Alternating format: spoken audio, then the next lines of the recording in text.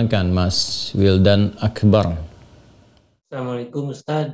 Waalaikumsalam warahmatullahi wabarakatuh. Anda dari mana? Saya dari Garut.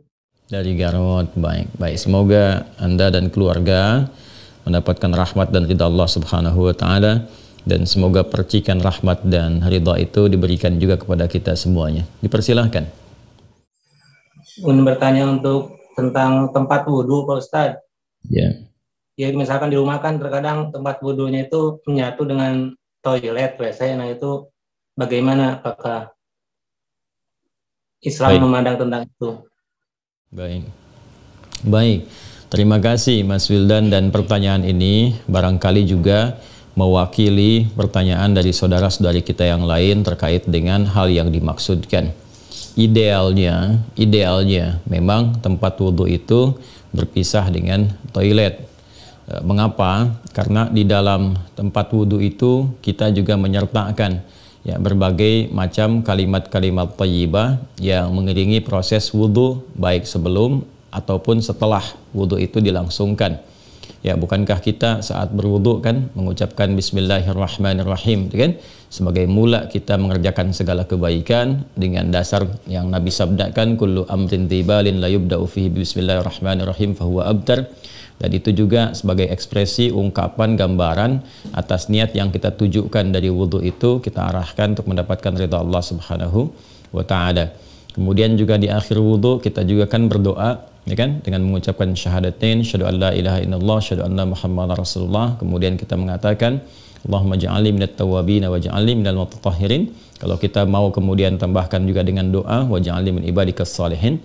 Nah, sedangkan kalimat-kalimat thayyibah yang berupa permohonan-permohonan doa dalam kebaikan ataupun menyebut asma-asma yang mulia, nah itu kan umumnya tidak diutarakan saat kita berada di dalam toilet, ya, karena toilet punya sifat tertentu, ya, sifatnya hanya untuk menyalurkan atau membuang hadas, baik yang sifatnya kecil ataupun juga besar, dengan cara-cara tertentu yang boleh jadi juga melahirkan najis. Sedangkan wudhu itu ya tidak seketika juga menyatu dengan menghilangkan najis, bisa jadi hanya hadasnya saja, belum tentu ada najisnya, gitu kan. Sedangkan kalimat-kalimat thayyibah sangat tidak disukai diungkapkan dalam keadaan-keadaan kita masuk toilet. Karena itu saat masuk toilet kita kan berdoanya doa memohon perlindungan kepada Allah dari godaan-godaan setan yang berkumpul di tempat-tempat yang buruk, ya, seperti toilet dan semisalnya. Allahumma inni a'udzubika minal khubuthi wal khaba'ith. Nah, kemudian ketika kita keluar, kita kan beristighfar tuh. Ghufranak, gitu kan? Ghufranak, mohon ampunanmu ya Allah. Nah, ada yang mendetilkan itu. Kenapa kita minta ampunan ketika keluar? Karena kita menahan diri dari pengungkapan kalimat thayyibah yang biasanya kita ucapkan di setiap tempat, gitu kan, istighfar, sholawat dan sebagainya. Nah, ketika itu terputus saat masuk toilet, ya, seakan-akan ada sifat tawadhu, kita memohon ampunan karena nggak mampu mengungkapkan, karena itu tempat yang tidak pantas, gitu kan, diungkapkan itu di tempat yang tidak sesuai. Maka ketika keluar kita mengatakan ghufranak kalau ada hal-hal yang tidak tepat di dalam dan tidak mampu mengerjakan hal yang biasa kita kerjakan. Itu adab saja, takdib di dalamnya. Nah, karena alasan inilah akan lebih bagus kalau tempat wudhu itu bisa terpisah sendiri dengan toilet, sehingga nanti kesempurnaan hal-hal yang mengiringi bisa dilakukan. Bila pun memang keadaannya tidak memungkinkan dan hanya ada itu dan bisa didapatkan di dalam berbagai kondisi, ya, Anda ke mall misalnya kan, tidak ada tempat spesifik wudhu, taruhlah gitu, demikian kondisinya, atau bahkan dalam kondisi tertentu, bahkan saat haji atau umrah yang begitu padat tempat wudhunya misalnya, dan Anda hanya menemukan ada toilet tapi ada keran yang disiapkan terpisah, gitu kan, di dalamnya itu. Nah, ini kondisi-kondisi demikian masih memungkinkan. Ya, jadi kalau ada kondisinya sifatnya tidak terpisah keadaan tempat wudhunya, maka tidak ada masalah ketika Anda berwudhu dalam keadaan juga menyatu tempatnya dengan toilet, karena kaidah juga mengatakan ad-daruratu tubihul mahdharat. Kondisi-kondisi yang mendesak itu, kondisi-kondisi yang tidak biasa itu membolehkan, bahkan yang terlarang pun asalnya diperkenankan.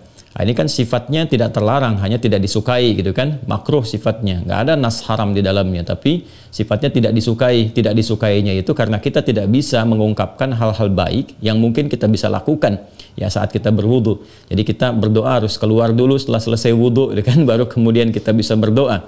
Ataupun Bismillahirrahmanirrahim hanya kita bisa ungkapkan dalam hati, nggak bisa kita lafadzkan gitu kan. Doa-doa pun kita iringkan di dalam hati. Nah itu hal-hal yang menjadikan kita kemudian tidak maksimal. Pun demikian juga ada satu kondisi lain, itu kan tempat berkumpulnya setan di tempat-tempat yang kurang bagus itu, sehingga godaan-godaan saat berwudu dan sebagainya, nah itu kadang-kadang lebih banyak.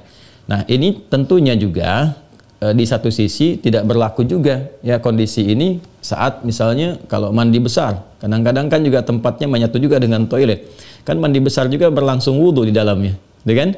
Nah ini kita harus fleksibel juga dalam kondisi-kondisi demikian. Jadi ini yang mau saya katakan, tidak berhukum haram itu bisa dilakukan. Kalau tempatnya kita misalnya memungkinkan untuk berpisah, bagus ada dipisahkan. Tapi kalau menyatu pun tidak ada masalah, kan? Tidak ada masalah sepanjang dalam keadaan-keadaan darurat tertentu dan tidak berhukum haram. Ya, apa dalilnya? Yang tadi saya sampaikan. Ya, tidak ada nas spesifik mengharamkannya, dan kadang-kadang kita mandi besar juga ya, al-ghuslu dari janabah dan semacamnya juga berlangsung, dan dalam mandi besar juga ada wudu. Namun barangkali kesempurnaan itu tidak bisa kita iringkan dengan kalimat-kalimat thayyibah yang diungkapkan, hanya dalam hati kita lakukan. Jadi kalau tidak ada tempat lain dan menjadikan Anda berwudu misalnya menyatu dengan toilet, di dalamnya ada toilet, maka kalimat-kalimat thayyibah itu cukup dalam hati, tidak perlu diungkapkan di lisan, kan? Dan sempurnakan wudu Anda, lalu ketika keluar Anda berdoa sebagai penutup bagian dari wudunya. Demikian kiranya bisa disampaikan. Wallahu ta'ala a'lam bissawab. Dan sebelum saya menutup, ada sesuatu yang sangat menarik ketika Ibnu Abbas radhiyallahu taala anhuma menyampaikan kisah Nabi sallallahu alaihi wasallam ya saat beliau berada di kediamannya Sayyidah Maimunah radhiyallahu taala anha, dan malamnya kemudian bangun ya, bangkit dari tidurnya, duduk dulu menghilangkan bekas ngantuk. Nah ini ditemukan di Sunan Abu Daud nomor hadis 1367. Thumma dhahaba ila syanin mu'allaqah, kemudian beliau pergi ke tempat tertutup. Nah syanin mu'allaqah ini enggak disebutkan tempat tertutupnya, apakah dia sifatnya mirhad, ya kan? Apakah tempatnya toilet yang menyatu, kamar mandi, ataukah dia tempat wudhu, kan? Midha, misalnya, apakah dia tempat wudhu? Nah ini yang tidak disebutkan, keadaannya tempat tertutup saja. Ini memberikan kesan bahwa bisa jadi kalau itu yang dimaksudkan adalah tempat yang tertutup, itu toilet dan semacamnya, jelas ya dilakukan dalam bentuk tertutup sehingga tidak tampak aurat dan sebagainya, itu fikih yang lain. Tapi kaitan dengan wudhu juga itu cukup menarik juga.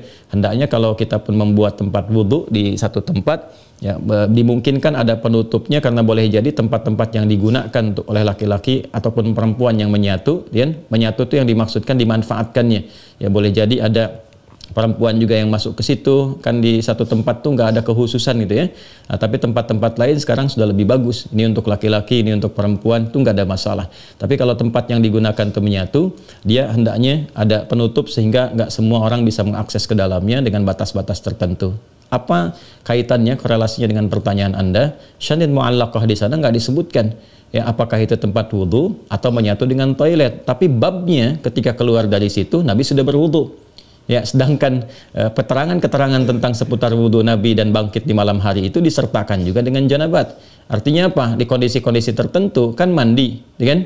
Dalam mandi itu kemudian ada proses wudhu dan sebagainya. Ini menunjukkan kesan bahwa dalam mandi itu kan ada, selain hadas juga ada sifat-sifat lain yang dibersihkan, kan? Bisa jadi juga yang mengandung najis seperti buang air kecil ya, dan sebagainya kan menyertai dalam mandi itu.